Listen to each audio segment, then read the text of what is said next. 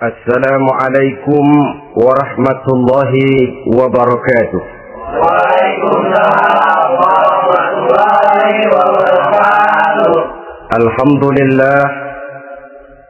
Alhamdulillahillazi anzala al-Qur'an hudan lin-nasi wa bayyinatin minal huda wal furqan.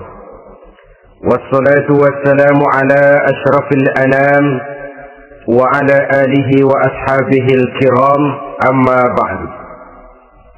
Saudara-saudara kaum muslimin rahimakumullah, setiap penganut agama di dunia ini mempunyai sesuatu kitab yang dianggapnya sebagai kitab suci.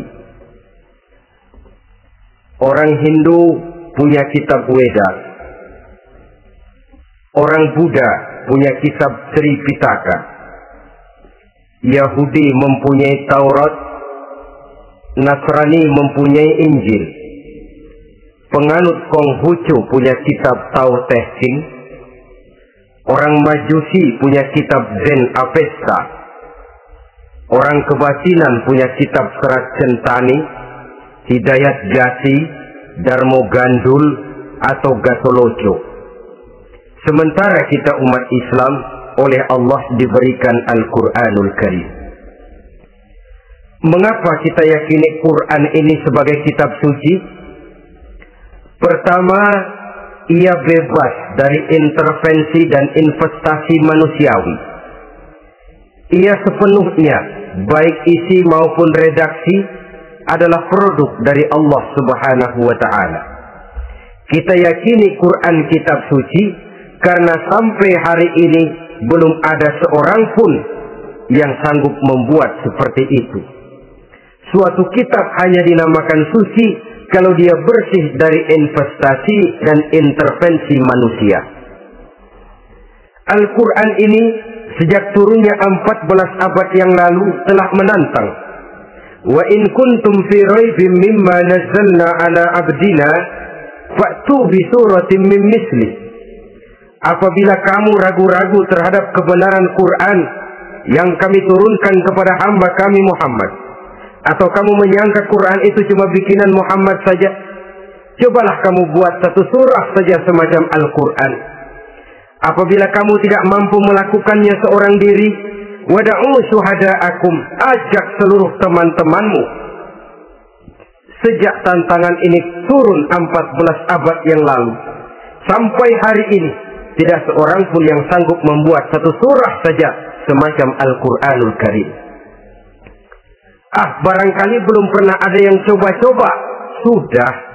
Di antaranya apa yang dilakukan oleh Musailamah Al-Kadzab. Dia mencoba membuat satu surah semacam Al-Quran yang kalimatnya sudah berbentuk bait-bait syair, tapi isinya jauh panggang daripada api.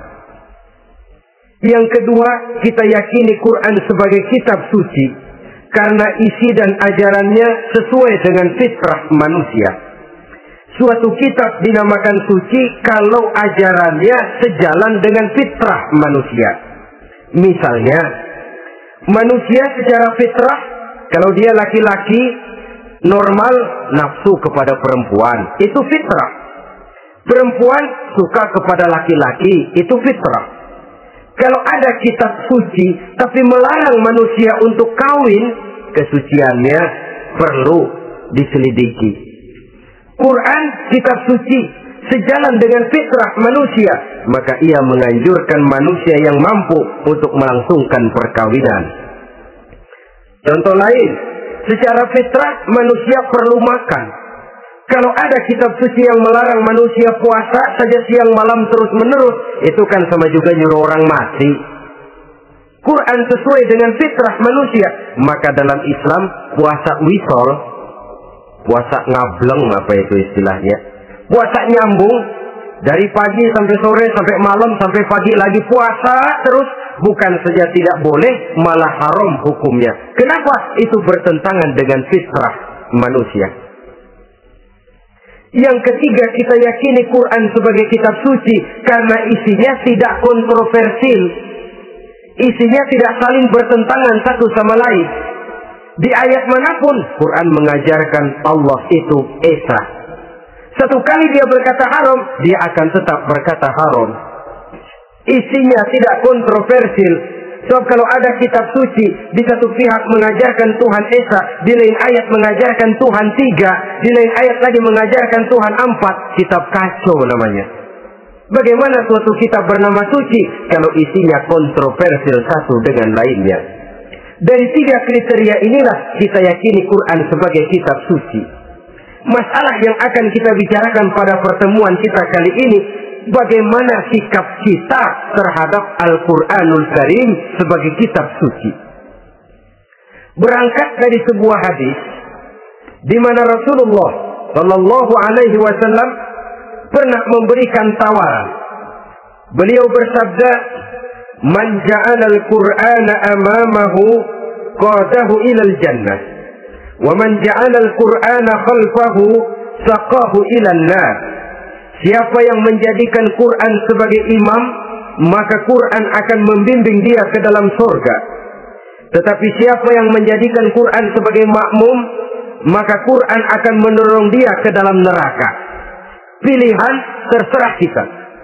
Siapa yang menjadikan Quran sebagai imam, ditempatkannya Al-Quran di depan, dia ikuti petunjuk dan ajaran Al-Quran, maka Quran akan membimbing dia ke surga. Surga dunia, lebih-lebih lagi surga akhirat. Tetapi sebaliknya, siapa yang menempatkan Quran di belakangnya, dia belakangi Al-Quran, dia belakangi perintah dan ajaran-ajaran Al-Quran, dia perturutkan hawa nafsunya dalam kehidupan ini, maka Quran akan mendorong dia ke dalam neraka. Ya, neraka dunia, lebih-lebih lagi neraka akhirat. Pilihan terserah kita. Saya mau tanya, kira-kira Quran dalam hidup kita jadi imam apa jadi makmum? Imam apa makmum? Kalau Quran jadi imam, artinya kita umat Islam jadi makmum. Resiko dan logika tentu, makmum harus mengikuti imam. Imam takbir, makmum takbir. Imam ruku, makmum ruku. Imam sujud, makmum sujud. Imam tahiyat, makmum tahiyat. Itu namanya Quran jadi imam, kita jadi makmum. Artinya dalam terjemahannya pada kehidupan, kalau merah kata Quran, merah kita kata. Hijau kata Quran, hijau kita bilang. Ke barat kata Quran, ke barat kita pergi. Ke timur kata Quran, ke timur kita berangkat. Halal kata Quran, halal kata kita. Haram kata Quran, haram kita bilang. Itu Quran imam, kita makmum. Nyatanya kadang-kadang kontras. Nyatanya kadang-kadang paradok. Merah kata Quran, hijau dong kata kita. Halal kata Quran, remeng-remeng kata kita. Ke barat kata Quran, ke timur kita pergi. Dalam praktek kita mau jadi makmum, Quran kita suruh jadi imam. Kita sesuaikan Quran dengan selera kita. Mana-mana ayat yang menguntungkan, mana ayat yang sesuai dengan mau kita, itu yang kita baca kuat-kuat. Itu yang kita canangkan ke tengah masyarakat ramai. Tapi manakala Quran itu bertentangan dengan nafsu kita, bertentangan dengan gaya dan kepribadian kita, kita umpetin itu Quran. Kalau kita cuma umpetin lumayan, kadang-kadang kita tuduh Quran ketinggalan zaman.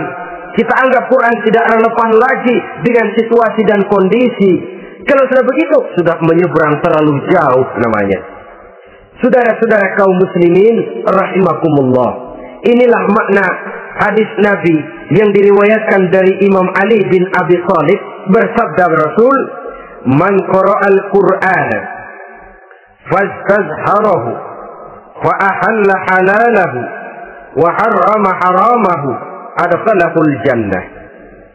Barang siapa yang membaca Al-Quran lalu memperhatikannya, kemudian menghalalkan yang halal dan mengharamkan yang haram, maka Allah akan memasukkan orang itu ke dalam surga.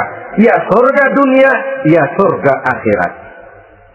Apabila kita renungi hadis ini, maka untuk berimam kepada Al-Quran ada 3 jalan utama yang harus kita laksanakan. Pertama, dari kalimat man qara'al Quran, barang siapa yang membaca Al-Quran. Ini artinya siapa yang ingin menjadikan Quran sebagai imam di dalam kehidupan, jalan pertama yang harus ditempuhnya menanamkan kegemaran membaca Al-Quranul Karim. Al-Quran gharibun fima baina qaumin la yaqra'una. Quran akan jadi asing, Quran akan jadi aneh kalau terletak di tengah rumah orang Islam yang tidak suka membaca Al-Quranul Karim.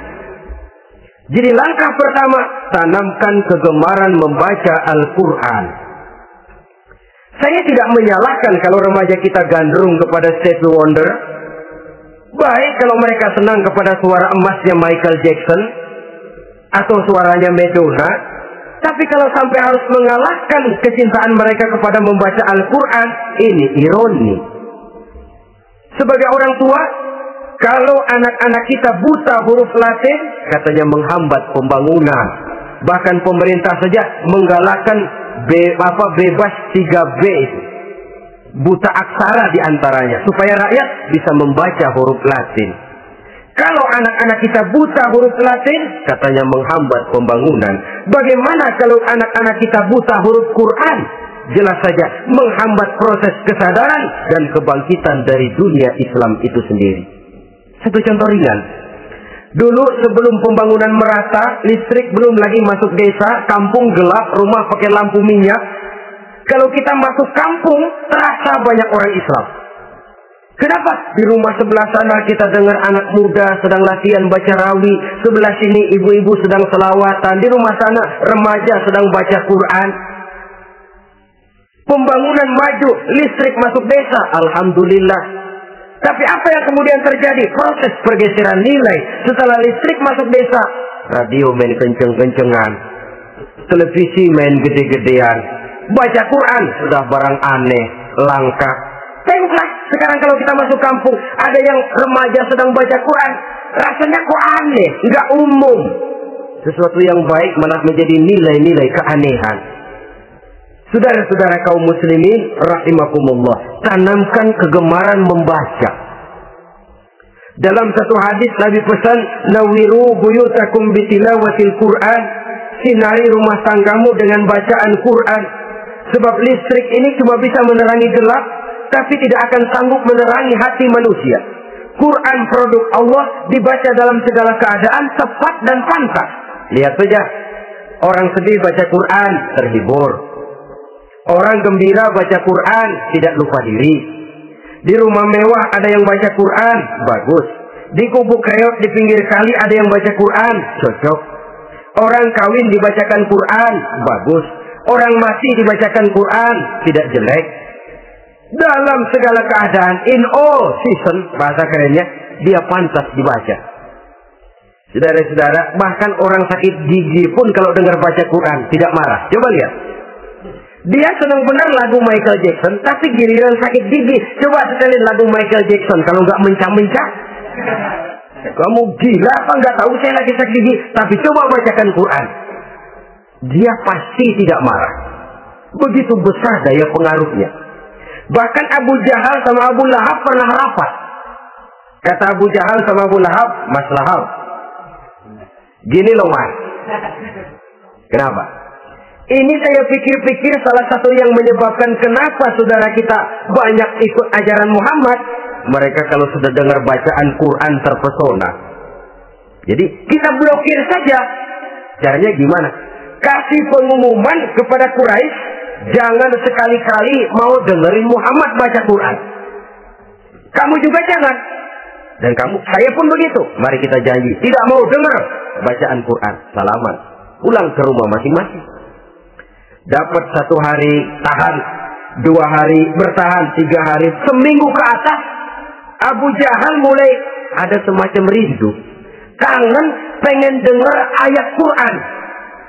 Karena secara pribadi dia mengakui keindahan gaya bahasanya jauh lebih tinggi dari kemampuan penyair Quraisy.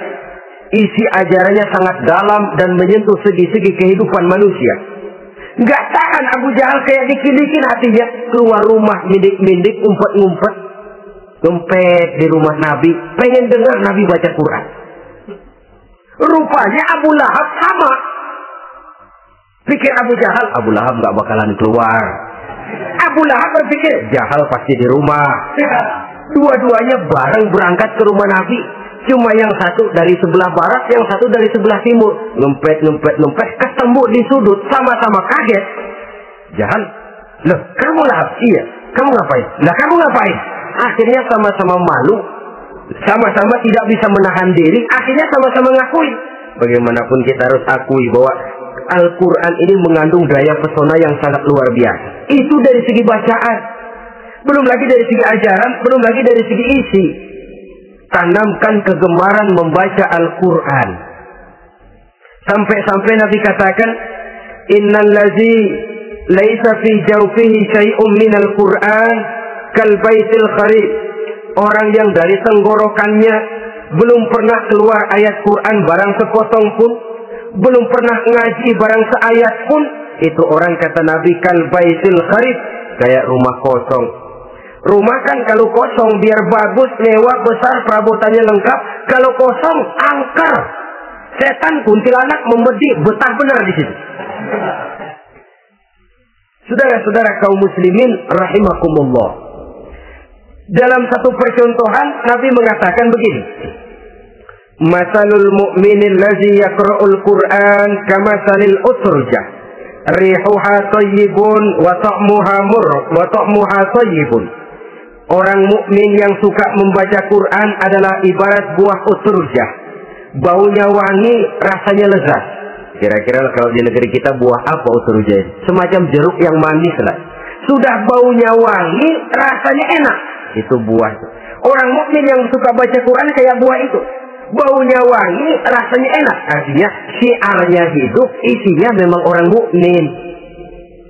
Sebaliknya, wa masalul mu'minil ladzi la yaqra'ul Qur'an kamasalit tamrah la riha laha wa ta'muha hulwun. Orang mukmin yang tidak suka baca Quran kayak korma. Rasanya emang manis, cuman kagak ada baunya. Artinya apa? Syiarnya kurang.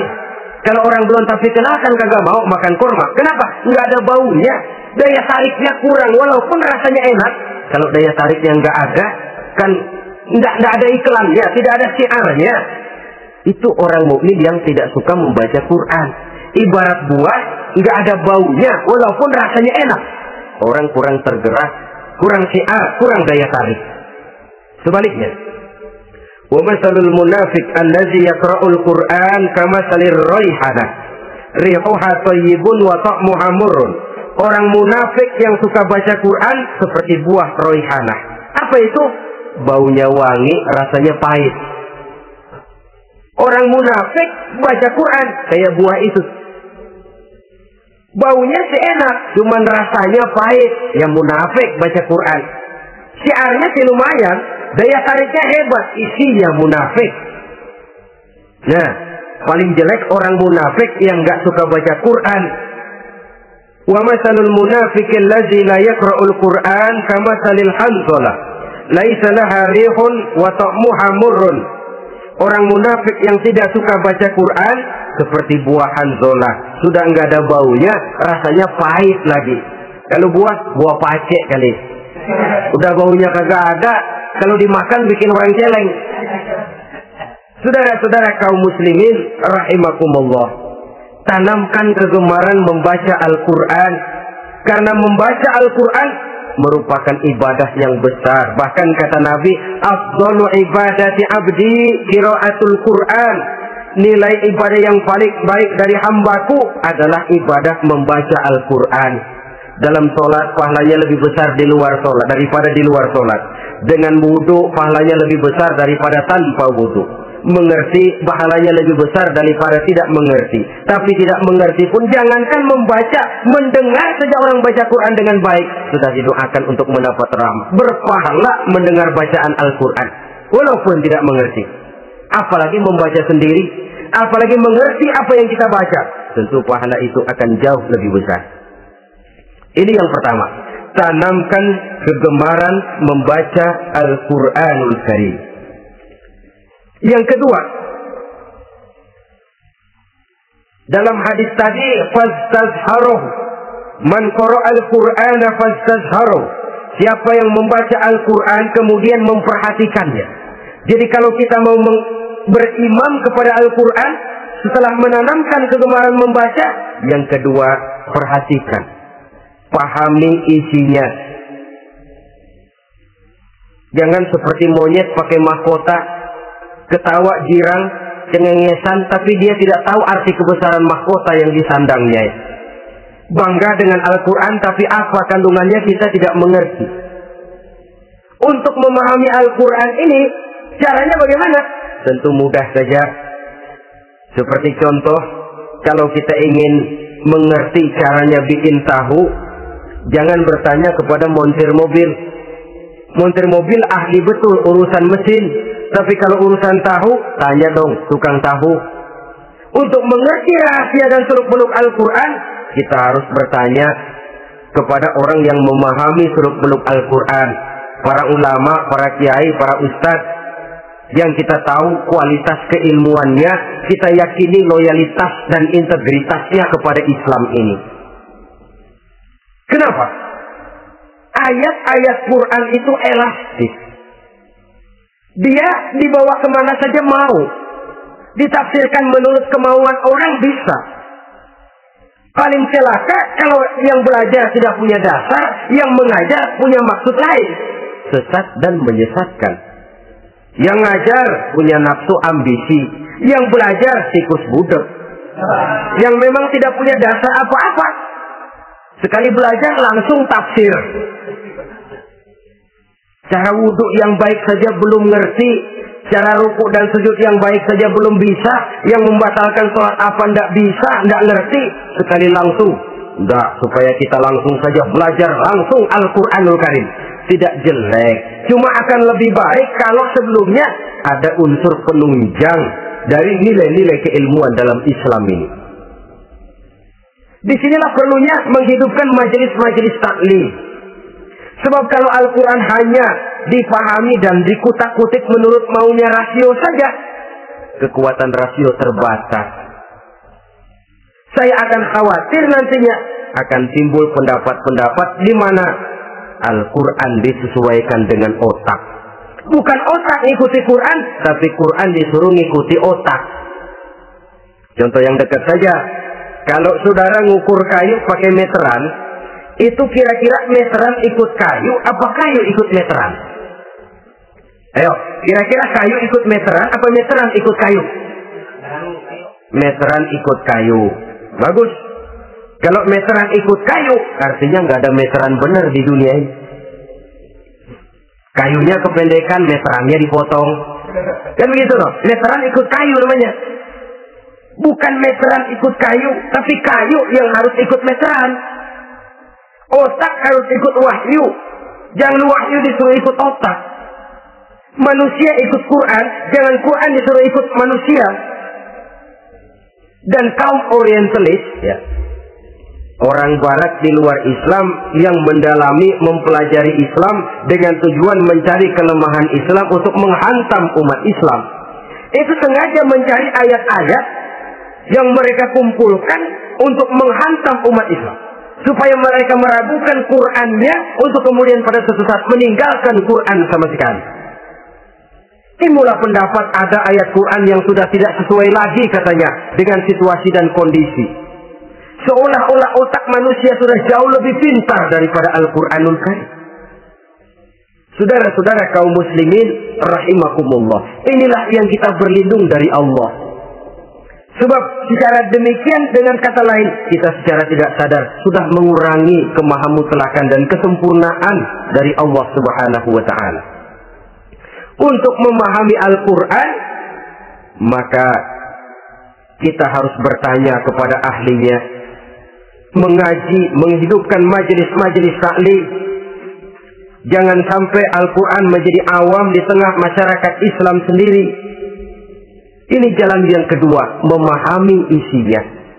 Sehingga dengan demikian, manakala Al-Quran dibacakan orang, pemikiran kita tidak lagi terpusat kepada kemerduan suara orang yang membaca, tapi tertuju kepada isi yang dikandungnya.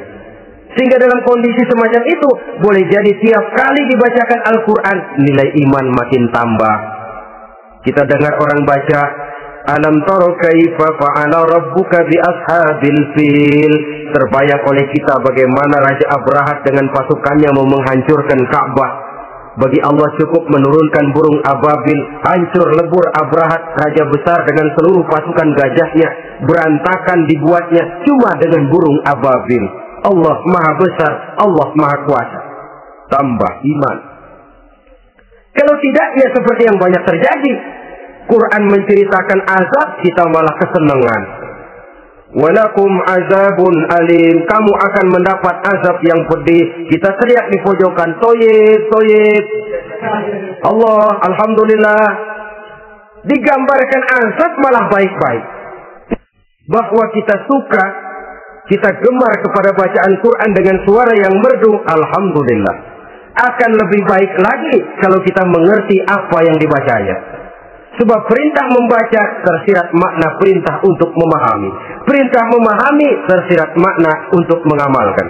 Dengan kata lain, kita hanya bisa mengamalkan Quran dengan baik kalau kita mengerti isinya.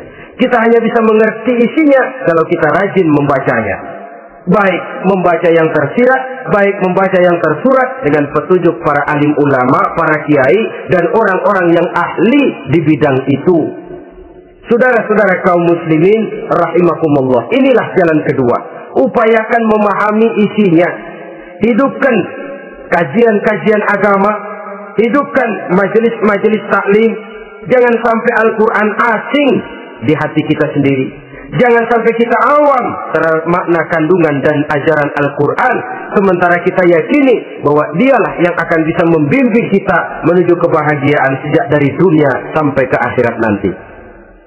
Jalan ketiga untuk berimam kepada Al-Quran, setelah menanamkan kegemaran membaca, lalu berupaya memahami isinya, yang ketiga adalah mengamalkannya dalam kehidupan sesuai dengan kemampuan yang kita miliki. Quran tidak akan membawa berkah kalau ajaran yang terkandung di dalamnya kita baca, tapi kemudian kita injak-injak dalam praktek kehidupan. Quran mengatakan riba haram, tapi praktek kita dalam hidup malah senang betul kepada riba. Quran mengajarkan jagalah kesatuan persatuan dan ukhuwah Islamiyah. Praktek yang kita lakukan malah centang perenang, malah saling bertolak belakang, malah kadang menjegal kawan seiring, menggunting dalam lipatan, ramai kita dengan kita. Lalu kelemahan pun menjadi kenyataan di mana-mana. Quran sekali lagi tidak akan membawa berkah kalau yang kita baca kita injak-injak. Tentang pengamalan Al-Quran ini, Allah Subhanahu wa ta'ala mengklasifikasi manusia dalam firman-Nya, "Tsumma awrasna al-kitaba allazina istafaina min ibadina." Kemudian kami wariskan Al-Quran ini kepada hamba-hamba kami yang kami pilih. Ya Allah, coba saja kita lihat ayat ini. Quran kitab pilihan, diberikan kepada umat pilihan, yaitu kita-kita ini. Lalu bagaimana umat pilihan ini setelah menerima Al-Quran? Terbagi dalam 3 kelompok besar. Pertama, kata Allah, "Faminhum zalimun li nafsihi." Di antara mereka ada yang setelah menerima Al-Quran kemudian zalim kepada dirinya sendiri. Artinya hanya mulutnya saja yang menerima Al-Quran, tapi perbuatannya menginjak-injak Al-Quran. Orang semacam ini tidak zalim kepada Allah, tidak zalim kepada Rasulullah, tetapi orang semacam ini zalim kepada dirinya sendiri. Dia terima Quran dengan mulutnya, tapi dia injak-injak Quran dengan perbuatannya. Na'udzubillah summa na'udzubillah. Kelompok yang kedua, faminhum muqtasid. Di antara mereka ada yang setelah menerima Al-Quran lalu muqtasid. Muqtasid ini 50-50, ngambil jalan tengah. Ajaran Quran dipakai, ajaran setan dikerjain. Artinya juga perintah Quran oke, larangan Quran ho-oh. Saudara-saudara, malaikat bingung bagaimana monternya nih anak ini. Perintah Quran dikerjain, larangan Quran juga dikerjain. Ini muqtasid. Nah, yang ideal adalah golongan yang ketiga, kata Allah, wa minhum sabiqun bil khairati biiznillah. Di antara mereka ada lagi yang setelah menerima Al-Quran lalu berlomba-lomba melaksanakannya, berlomba-lomba mengamalkan kebaikan, dan itu hanya bisa terjadi biiznillah, dengan izin dari Allah. Hidayah, saudara-saudara. Berapa banyak orang yang mengerti Quran tapi hidupnya jauh dari cahaya Quran. Berapa banyak orang yang ahli Quran tapi cahaya Quran tidak menerangi kehidupannya. Berapa banyak orang yang ahli hukum tapi bikin bingung masyarakat dengan fatwanya. Saudara-saudara kaum muslimin, kenapa bisa terjadi? Itu tidak ada hidayah, tidak biiznillah, tidak ada izin dari Allah. Maka bisa membaca Quran, alhamdulillah. Bisa memahaminya, kita bersyukur kehadirat Allah. Lebih penting dari itu, kita mohon hidayah agar bisa mengamalkannya sesuai dengan kemampuan kita. Saudara-saudara kaum muslimin rahimakumullah, mana yang lebih banyak di zaman kita sekarang ini? Kita bisa analisa.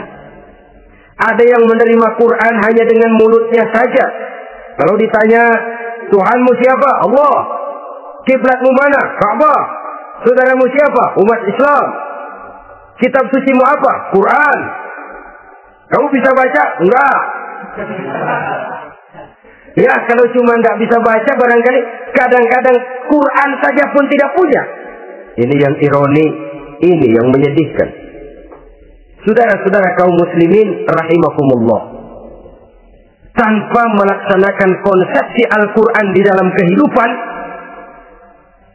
maka kesenangan kita membacanya, pengertian kita tentang Al-Quran, barangkali tidak akan bisa berbuat terlalu banyak di dalam kehidupan.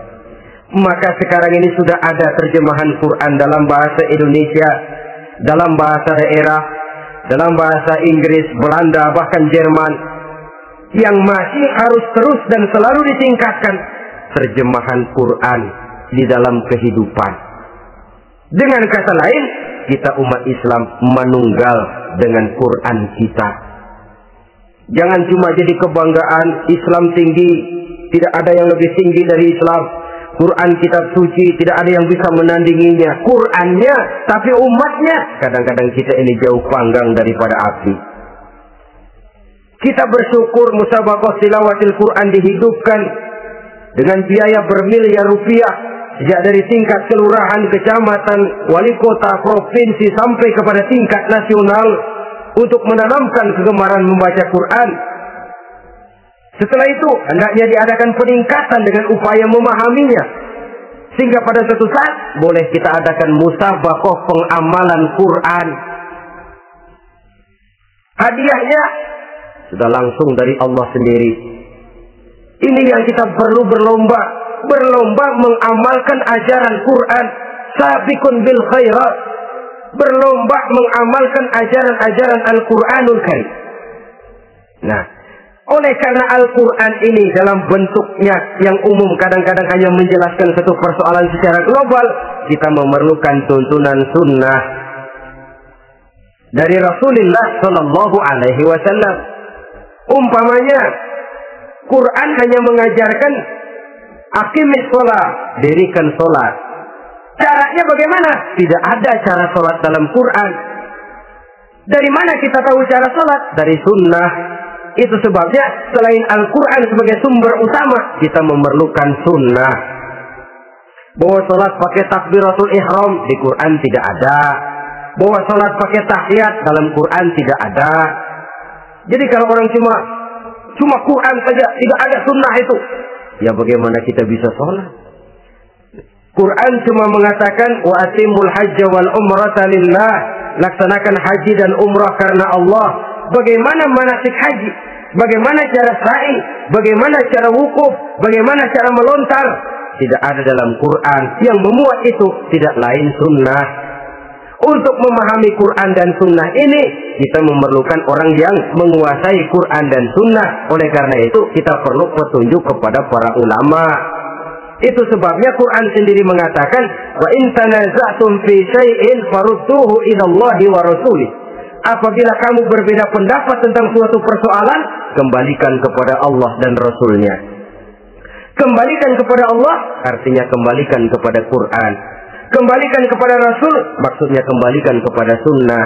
Siapa yang mengerti Quran dan sunnah? Para ulama yang kualitas ilmunya kita yakini, loyalitas dan kredibilitas serta integritas keislamannya bisa menjadi panutan. Saudara-saudara kaum muslimin rahimakumullah.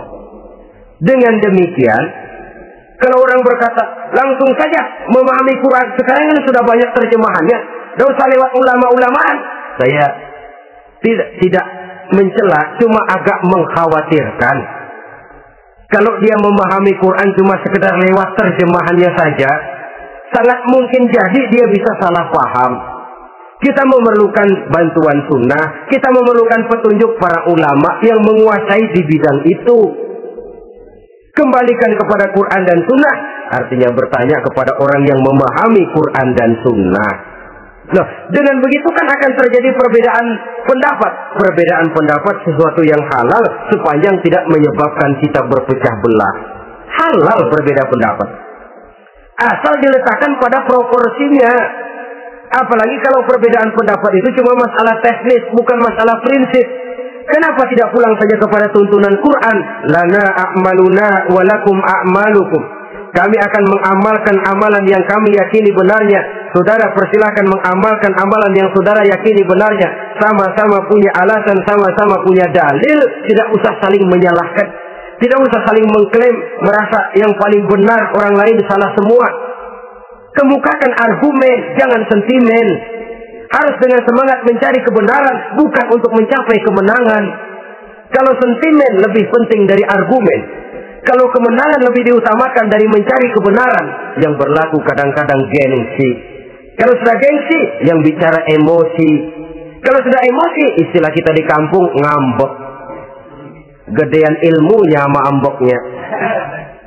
Kadang-kadang, saya kalau nggak jadi imam nggak mau sembahyang di situ. Kalau nggak jadi imam, orang lain dianggapnya kagak sah sembahyangnya. Pokoknya kalau nggak ngaji sama saya, Islamnya kurang benar. Mengklaim. Perbedaan pendapat wajar, halal, asal tidak menyebabkan kita berpecah belah. Dan sewajarnya kita lebih berusaha mencari titik pertemuan, memperbesar persamaan, dan bukan mengutak-utik perbedaan. Kadang-kadang inilah penyakit kita. Satu kunut, satu tidak sembahyang subuhnya, bisa RT. Satu usoli, satu tidak, bisa RW. Satu azan sekali Jumatan, satu dua kali bikin masjid lagi. Kenapa bukan persamaannya yang dicari? Kenapa justru perbedaannya yang diperbesar? Yang masalah macam ini sampai kiamat tidak pernah selesai. Kan lebih baik kalau kita ditanya orang, Pak, sholat subuh itu pakai kunut apa tidak sih? Kalau saya pakai. Kalau yang tidak pakai kunut bagaimana Pak? Betul, kata yang tidak pakai. Jadi yang pakai kunut betul, betul karena saya pakai kunut. Yang tidak juga betul, betul kata yang tidak pakai. Kalau yang kunut betul, yang tidak kunut betul, lalu yang salah yang mana Pak? Yang salah yang subuh nggak sembahyang. Lebih objektif, proyek garapannya ada, umat tidak berpecah belah. Ini yang konyol, kadang-kadang khutbah Jumat pakai membongkar khilafiyah, menghantam tahlil, menghantam kunut.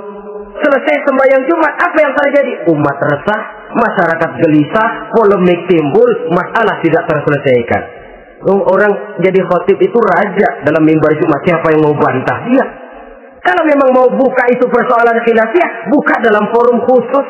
Adakan pengajian, jelaskan masalahnya secara luas, mendasar. Jangan mengklaim dan memponis. Berikan kebebasan kepada umat untuk menilai. Masalahnya selesai, yang tidak puas bisa bertanya. Saudara-saudara, sudah lewat masanya kita meributkan soal itu. Sudah datang waktunya di mana kita lebih mementingkan dan membicarakan masalah-masalah yang lebih mendesak dihadapi oleh umat. Kemiskinan misalnya, kebodohan misalnya, keterbelakangan umpamanya.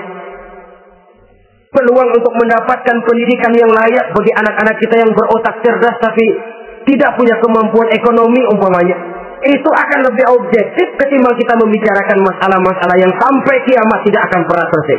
Yang hanya akan menyebabkan kita menjadi lemah, persatuan koyak, solidaritas sosial lalu menurun, saling curiga menjadi tumbuh karenanya, dan pada akhirnya kita tidak akan pernah bisa berbuat banyak. Untung kalau tidak menjadi tertawaan bagi orang yang berdiri di luar pagar. Saudara-saudara kaum muslimin rahimakumullah. Sekali lagi, Al-Quran tidak akan membawa berkah kalau yang kita baca, kita injak-injak. Oleh karenanya, untuk berimam kepada Quran ini, sekali lagi, pertama, tanamkan kegemaran membaca. Yang kedua, upayakan memahami isinya melalui bimbingan orang yang ahli bidang itu. Yang ketiga, amalkan sesuai dengan kemampuan. Sebab itu ada prinsip, kalau isi suatu hadis nampaknya bertentangan dengan otak, kesohihan hadis itu boleh diperiksa. Tapi kalau ayat Quran nampaknya bertentangan dengan otak, otaknya yang harus diperiksa. Jangan Qurannya lalu disesuaikan dengan otak. So, kalau kita sudah berani berteori, ada ayat Quran yang tidak sesuai dengan keadaan. Ayat yang mana? Yang ini. Tahun depan tambah lagi. Tahun depan tambah lagi. Makin lama makin habis Al-Quran itu. Yang perlu diperbarui cara kita memahami Quran. Bukan dengan mengemukakan teori ayat Quran kehilangan relevansi. Cara kita memahami barangkali yang kurang relevan. Dalam situasi, dalam konteksnya dengan situasi dan kondisi. Jangan lupa, Al-Quran ini kan untuk semua umur. Dia bisa dipahami secara filosofis, dia bisa dipahami dengan kacamata orang awam. Tingkat kemampuan berpikir orang tidak semuanya sama. Kalau semua orang kita mau ajak berfilsafat, merenung dalam-dalam, menerawang tinggi-tinggi, ialah buat mereka yang terjangkau oleh perguruan tinggi. Tapi buat saudara-saudara kita, pedagang-pedagang kecil, petani di desa-desa terpencil, remaja-remaja yang jauh dari sentuhan teknologi canggih, sanggupkah mereka berpikir filosofis, sementara mereka merupakan bagian terbesar dari kondisi umat ini? Saudara-saudara kaum muslimin, oleh karenanya, ditentang membaca, memahami dan mengamalkan, Rasulullah Shallallahu Alaihi Wasallam pernah memberikan sugesti. Beliau bersabda, "In aradtum aisas su'ada," apabila kamu menginginkan kehidupan yang bahagia, hidup seperti hidupnya orang-orang yang bahagia, dan tentu ini keinginan kita semua. Wa mautas syuhada, dan menginginkan mati sebagai matinya para syuhada, para pahlawan pembela agama, orang yang mati syahid. Wah, ini sudah tidak duanya ini. Hidup mulia, mati syahid. Dapat dua-duanya. Wan najasa yaumal hasri, dan ingin mendapat keselamatan pada hari hasyr, hari pengumpulan manusia di padang mahsyar. Wazilla yaumal harri, dan mendapat perlindungan dari Allah pada hari yang sangat panas. Wal huda minadh dhalalah, dan mendapat petunjuk dari kesesatan. Nah, ini keinginan semua orang. Kan yang kita cari apa sih? Hidup bahagia. Biar tidak kaya asal bahagia, sudah enak. Lalu apa lagi? Matinya sebagai syahid. Kemudian di hari pengumpulan nanti mendapat keselamatan. Lalu pada saat orang lain kepanasan kita mendapat perlindungan. Kemudian orang lain kebingungan kita mendapat petunjuk. Kalau ini yang diinginkan kata Nabi, resepnya wa'azimu qira'atal Quran, maka lazimkan, biasakan olehmu membaca Quran. Tidak ada terlambat. Idealnya memang dari kecil, sebab lidah kalau sudah kaku berat, disuruh baca innallaha laghaniyun hamid, lidahnya berat. Innallaha lampuniyun hamid, lampuniyun, laghaniyun jadi lampuniyun. Lidah itu kalau sudah berat ya memang berat. Disuruh baca ya Bani Israel, lidahnya berat. Ya Bini Siroil, jadi ya Bini Siroil. Saudara-saudara, idealnya memang dibiasakan dari kecil supaya lidah itu ringan. Kalau tidak ada istilah terlambat. Saya malu Pak, belajar alif-alifan udah gede. Ya jangan alif-alifan, alif beneran. Alif-alifan kapan bisa ya? Alif beneran yang dipelajari. Tidak ada istilah terlambat, tidak ada istilah malu untuk belajar Al-Quran ini. Saudara-saudara kaum muslimin rahimakumullah, ini sugesti untuk menanamkan kegemaran membaca. Lalu sugesti untuk memahaminya, tentu banyak ayat, banyak hadis. Mengapa tidak di antara kamu sekelompok orang yang berangkat untuk memperdalam, memahami agama? Falaula nafara min kulli firqatin minhum ta'ifatun liyatafaqahu fid din. Di tengah kelompok orang yang berangkat belajar teknologi canggih, di tengah grup orang yang mendalami ekonomi, di tengah kelompok orang yang membidangi hukum, di tengah kelompok orang yang sibuk meneliti ilmu-ilmu kedokteran, mengapa tidak ada kelompok orang yang secara takhasus liyatafaqahu fid din, mendalami agama ini, mendalami Quran ini? Harus ada. Lalu sugesti untuk mengamalkan Al-Quran kelihatan dari peringatan Allah yang kita bisa temukan pada surah Toha ayat 124 sampai dengan 127. Wa man a'rada an zikri, barang siapa yang berpaling dari peringatanku, kata Allah, barang siapa yang berpaling dari Al-Quran ini, dia terima Al-Quran, dia imani Quran, tapi dia berpaling dari ajarannya, dia injak-injak apa yang seharusnya dia amalkan, dia perturutkan hawa nafsunya, maka kata Allah, fa inna lahu ma'isyatan dhanka, dia akan diberikan satu penghidupan yang sempit. Inna lillahi wa inna ilaihi raji'un. Diberikan hidup yang sempit.